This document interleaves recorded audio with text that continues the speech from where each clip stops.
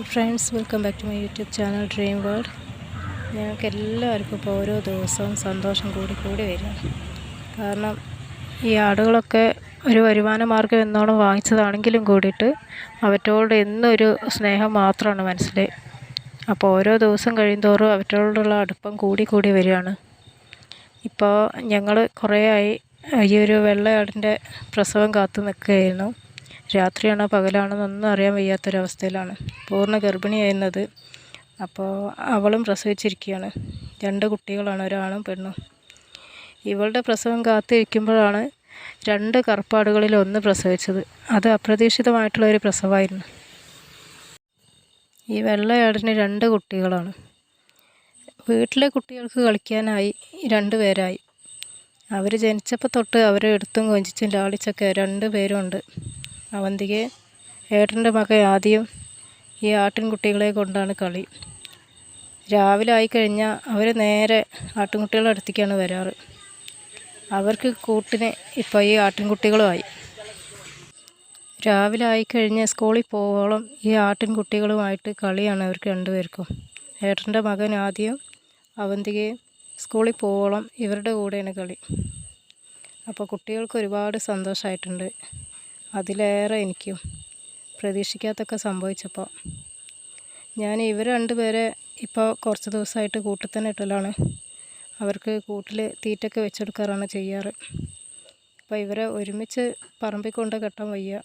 നായ്ക്കളൊക്കെ ഉള്ളതുകൊണ്ട് തന്നെ അവരെ കൂട്ടിലിട്ടാണ് വളർത്താറ്. വെറുതെ ഇരിക്കാൻ ഒരിക്കലും ഇഷ്ടപ്പെടാത്ത ഞാൻ ഇന്ന് ഫുൾ ടൈം വർക്കിലാണ്. ഒരു നേരം പോലും ഇരിക്കാൻ വയ്യാത്തൊരവസ്ഥ. ഇനിയിപ്പോൾ അവരത് കഴിഞ്ഞ് നേരെ നമ്മുടെ പുതിയ അതിഥി മണിക്കുട്ടിയുടെ കാര്യങ്ങൾ നോക്കാനായിട്ട് നിൽക്കണം. ആടുകളുടെ കാര്യം നോക്കുന്നതിന് മുമ്പായിട്ട് തന്നെ അവൾക്ക് കുറച്ച് പുല്ലും വെള്ളമൊക്കെ ആദ്യം തന്നെ വെച്ച് കൊടുക്കും. അല്ലെങ്കിൽ അവൾ കരച്ചിൽ തുടങ്ങും. ഈ ആടുകളെ ഇത്രയും പേരെ വെള്ളമൊക്കെ കൊടുത്തതാവണമെന്നുണ്ടെങ്കിൽ കുറച്ച് ടൈം എടുക്കുമായിരുന്നു. അപ്പോൾ അത് കാരണം മണിക്കുട്ടിക്ക് കുറച്ച് പുല്ലൊക്കെ ആദ്യം അവിടെ ഇട്ട് കൊടുക്കും. അതിനുശേഷം വെള്ളം കൊടുത്തിട്ട് ഒരു കുളിയാണ്. ഈ ഒരു കുളിയും കഴിഞ്ഞിട്ടാണ് പുല്ല് തിന്നാൻ വേണ്ടിയിട്ട് പറമ്പിക്ക് കൊണ്ട് കെട്ടാറ്. അപ്പോഴേക്കും നേരം 10 മണിയായിട്ടുണ്ടാവും. ഇവരെല്ലാവരും മേച്ച് നടക്കുമ്പോഴേക്കും ഒരുപാട് നേരമാവും. അത് കഴിഞ്ഞിട്ട് വേണം ഈ ആടിൻ്റെയും പശുവിൻ്റെയും എല്ലാ കാര്യങ്ങളും കഴിഞ്ഞിട്ടാണ് പിന്നെ മോളെ സ്കൂളിൽ കൊണ്ടാക്കാറ്. മോൾക്ക് 10:30ക്കാണ് ക്ലാസ് തുടങ്ങുന്നത്. അപ്പോൾ അതിനുള്ളിൽ ഇവരുടെ എല്ലാ കാര്യങ്ങളും ചെയ്യും. ശരിക്കും പറഞ്ഞാൽ ഇതൊക്കെ ചെയ്യുമ്പോൾ എനിക്ക് മനസ്സിക്ക് നല്ല സന്തോഷമാണ്. കാരണം ഞാൻ ഇഷ്ടപ്പെടുന്നത് എന്താ പറയുക, ഇവറ്റകളെയാണ്.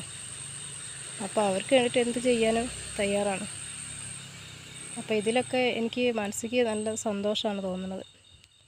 ഫുൾ ടൈം ബിസിയാന്നേ ഉള്ളൂ. ഇന്നത്തെ കാലത്ത് പശുവിനെയും ആടിനെയും നോക്കി നടക്കുന്നൊരു ചുരുക്കമാവും. എല്ലാവരും സീരിയൽ കാണാനും മൊബൈലിലൊക്കെ ആവും ടൈം പാസ് ചെയ്യുന്നത്. എനിക്കൊരു ടൈം പാസ്സായിട്ട് ഇവരൊക്കെയാണ്. മണിക്കുട്ടിയുടെ വയറ് പകുതി നിറച്ചതിന് ശേഷമാണ് അവളെ കുളിപ്പിക്കാനായിട്ട് കൊണ്ടുപോകാറ്. ഇപ്പോൾ തീറ്റയും കുടിയൊക്കെ കഴിഞ്ഞു. ഇനി നേരെ കുളിപ്പിക്കാൻ വേണ്ടിയിട്ട് കൊണ്ടുപോവാണ്. അത് കഴിഞ്ഞിട്ട് വേണം പുല്ല് തീറ്റാൻ പറമ്പിക്ക് പോകാൻ. അപ്പോൾ കുട്ടികളൊക്കെ കുളിപ്പിക്കാനായിട്ട് റെഡി ആയിട്ട് വന്നിട്ടുണ്ട്. മണിക്കുട്ടിനെ വീടിൻ്റെ ഫ്രണ്ടിലുള്ള തെങ്ങി കെട്ടിയാൽ അപ്പോൾ വരും കുട്ടികൾ ചകിരിയും വെള്ളമൊക്കെ എടുത്തുകൊണ്ട് മണിക്കുട്ടിയെ കുളിപ്പിക്കാൻ വേണ്ടിയിട്ട്. അവൾ കുട്ടികളായിട്ട് നല്ല കൂട്ടാണ്. കുട്ടികളെ ഉപദ്രവിക്കണമൊന്നുമില്ല. ആ ഒരു ധൈര്യത്തിലാണ് കുട്ടികളും തന്നെ അവളെ കുളിപ്പിക്കാനായിട്ട് വരാറ്. ഈ ആടുകളും പശുവും ഒക്കെ വീട്ടിൽ വന്നതിന് ശേഷം ഞാനായാലും കുട്ടികളായാലും ഉറങ്ങി എണീക്കുന്നത് അവരുടെ മുമ്പിലാണ്. അപ്പോൾ എന്നും മനസ്സിക്ക് സന്തോഷം മാത്രമേ ഉള്ളൂ. അപ്പോൾ ഇന്നത്തെ വീഡിയോ ഇഷ്ടമായിട്ടുണ്ടെങ്കിൽ എല്ലാവരും ഒന്ന് ലൈക്ക് ചെയ്യുക, ഷെയർ ചെയ്യുക, സബ്സ്ക്രൈബ് ചെയ്യുക.